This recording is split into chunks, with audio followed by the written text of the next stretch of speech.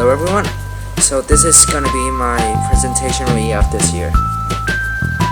I must start by saying that a lot of things we have now were once believed to be impossible. Take television, telephone, the internet, or DNA as an example. Yet how our life would be now if all had believed that they were really impossible. Before I take you into the beating heart of the speech, I've got a question. What is possibility thinking? You may have heard before that anything is possible with the right amount of hard work, talent, and perseverance. Is that idea true, or is it something we tell ourselves to feel better? I think the distinction between wishful thinking and possibility thinking can be a fine line. This becomes more true when the thinking is not backed by any feasible or concrete plan or action. First one I like to say is the power of attempt and engagement. The power lies with our beliefs, imagination, and how we perceive ourselves. I remember someone saying, if you think you can't, you're right. If you think you can't, you're right. All must start with a strong belief in ourselves with firm determination, and it sets us on the right track. You may have dreamed of being the President of the United States or a perfect English speaker in the world. At first sight, it seems absurd, right?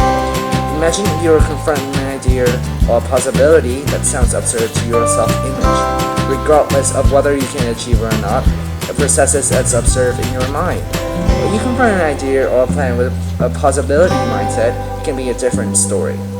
Look at Ngoc, who is a handicapped speaker in Australia, for example. He was born as a disabled person without any limbs.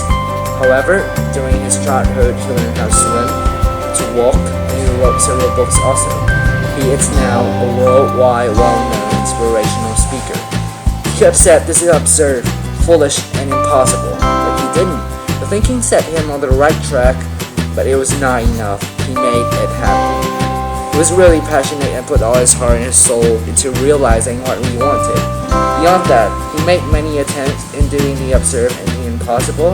The problem looks and feels impossible till you engage with it. The second thing I want to mention is the nemesis.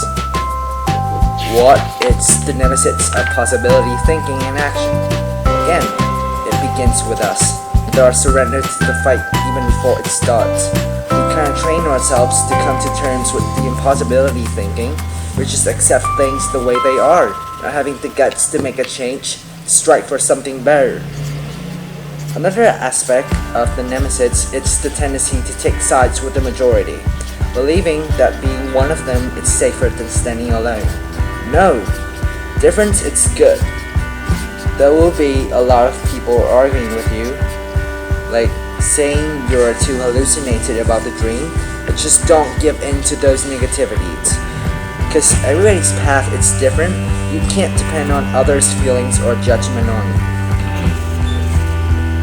It might be a little exaggerating, but the society is cruel and insidiously controls everyone.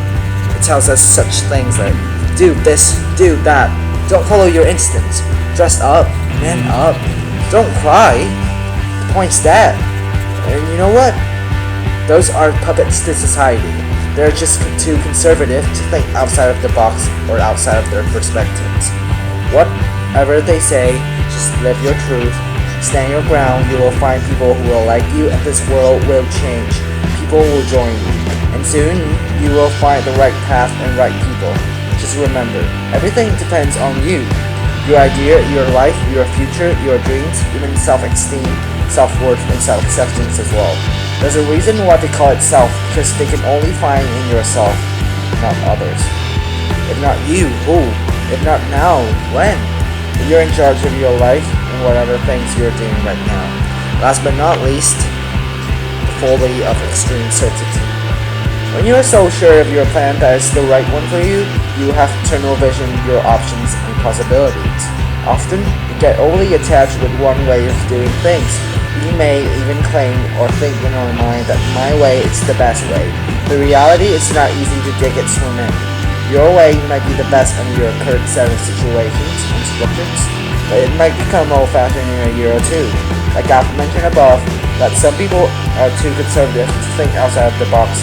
They always think that they are right and they're the best by sticking to something old and not working anymore.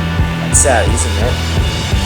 As I said at the beginning, look at how our life would be now if all had believed that they were really impossible. We wouldn't have the iPhone to use if Steve Jobs hadn't set up Apple. Cancer survivors wouldn't have survived a couple of years if they hadn't believed that was true. You get it? So tell me, do you believe that nothing is impossible? 'Cause I do.